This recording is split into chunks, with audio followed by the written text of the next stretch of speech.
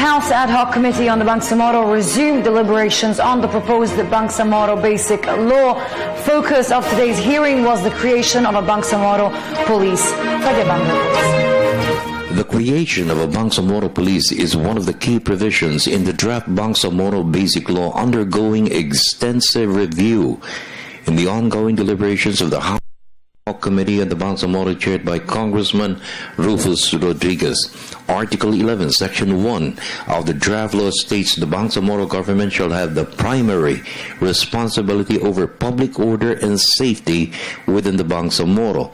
Section 2 provides for the creation of the Bangsamoro Police for the primary purpose of law enforcement and maintenance of peace and order in the Bangsamoro. It is under the Philippine National Police. Who should be really primarily responsible over the public safety within the Bangsamoro? Is it the national government or the Bangsamoro Police? We have to rely on the principles already established that first, the Bangsamoro is a region,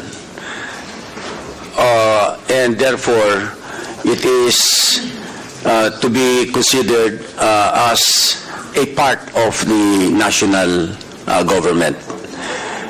When it comes to essential functions like protection or preservation of public order and safety, the word primary here may mean to be related to the region's concerns. When it comes to how the security solutions or defense solutions shall be employed or applied, the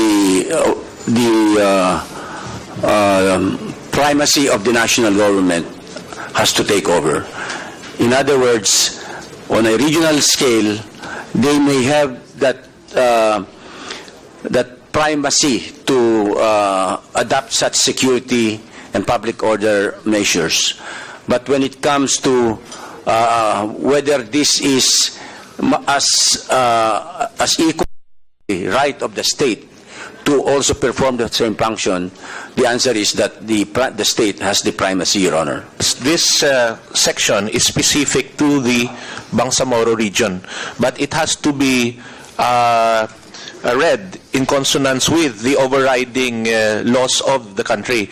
And like the Bangsamoro government shall have primary responsibility over public order and safety within the Bangsamoro. It's no different from saying that the local government of San Juan has responsibility over public order in San Juan, but it does not remove the power of the national government to override such decisions if it affects greater national interest, Your Honor, Mr. Chair.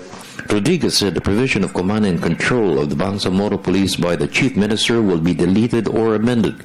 The National Police Commission and the PNP will have operational control.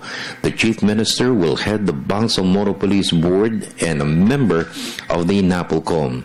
It was raised in the committee that maintaining the provision granting the Chief Minister operational control will violate the law that allows the NAPOLCOM and the PNP to delegate such authority to local government units. The better proposal would be still the primary responsibility, to be clear, of the peace and order in the Bangsamoro is the national government, because that is what is provided in the Constitution. It is national in scope, administered and controlled by the NAPOLCOM, and the NAPOLCOM exercises administrative control and operational supervision over the PNP, and that is why that's the rationale why Vice Chair Acop is saying that putting words like primary responsibility over will give us the notion that there is a higher primary body that can operate and supervise police in the Bangsamoro area. So these are really very, very important concepts that we would like you to internalize. House Committee Chairman on Muslim Affairs Tupay Loong said there is a way to resolve the impasse by simply referring to Republic Act 1954, which defines clearly how police forces are recruited, organized, and deployed to maintain law and order in the proposed Bangsamoro entity. Top officials of the NAPOLCOM and the PNP vowed support for the creation of a Bangsamoro police that will serve the best interests of the new Bangsamoro entity and the entire.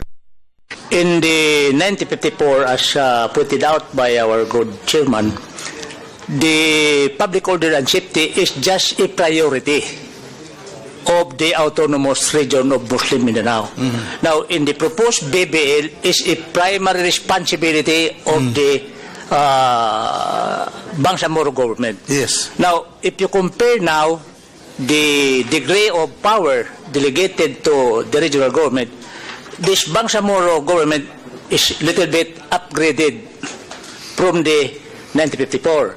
Now, the reason why there is no, with respect to the authority of the region of Mindanao, the reason why there is no improvement in our law and order is because it's just a priority. It's not a responsibility.